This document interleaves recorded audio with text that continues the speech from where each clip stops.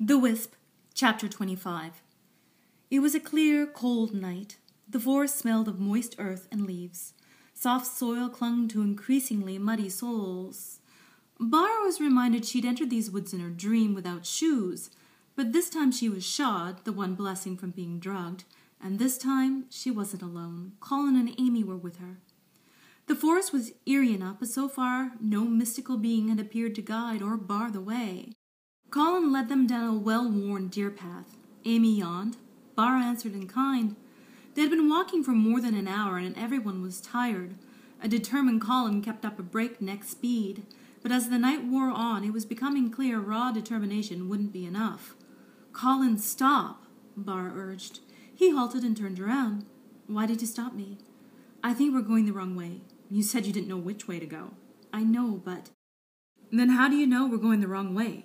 You said you came to a lake. It makes sense. If we follow a deer path, we should come to a source of water. Deer need to drink."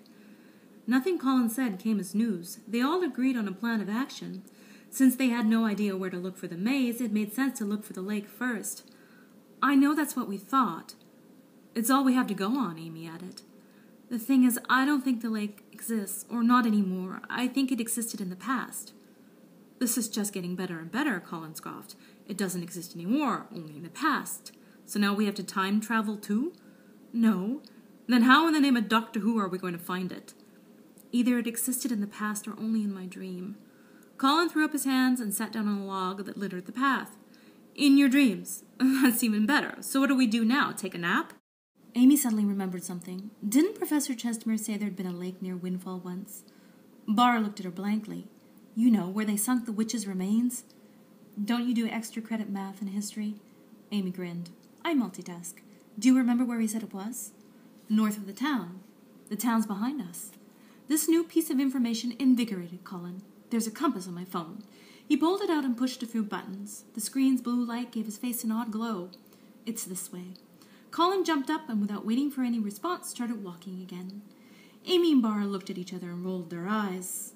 They were thinking the same thing. What a dork. But then they followed the dork. It didn't take them long to rue the decision. Going north meant leaving the easy-to-follow path and heading into thick underbrush. The canopy, although thinned by fall, still blocked out most of the moonlight, and it was very dark. Colin, cursing every time he stubbed a toe, continued to lead the way. Bara brought up the rear with Amy in the middle. Bara fought to make out Amy's shadowy form passing through the trees. Eventually she gave up and just followed the sound of breaking underbrush and Colin's constant complaining. They struggled on for some time, and Bara was again losing heart. They didn't seem to have any more luck among the trees than they'd had on the path. Maybe trying to find a lake hadn't been such a good idea after all. Up ahead, Colin and Amy continued to break through the bush. She'd count to 100, and then if they hadn't found anything, she'd suggest they come up with another plan. 1, 2, 90, 91. The trees thinned. Sporadic beams of moonlight cut through the canopy above, lighting up a patchwork on the forest floor.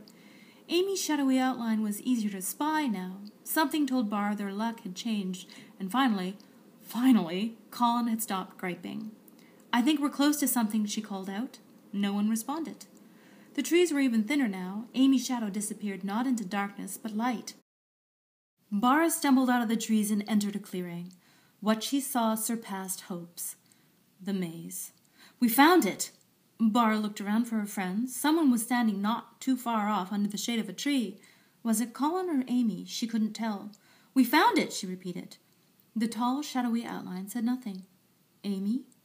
No answer. "Colin?" The wind picked up, and there was the familiar scent of flowers. No, this being wasn't one of her friends. Moonlight hit the shadow, lighting it up seemingly from within. How could she have thought it was Amy or Colin? Long white robes and silver hair whipped in the wind. The Wisp. She stared at Bara for a second longer and then dissolved into nothingness. The Wisp is published on Amazon.com. Also available on Amazon is Monsters, Real and Imagined, Tragic, Frightening, and Funny, All Too Brief, a collection of short stories and poetry. Strays, a collection of short stories and philosophical love poems, and Tattoo, Calling All Soldiers Home, a collection of poems in brevity.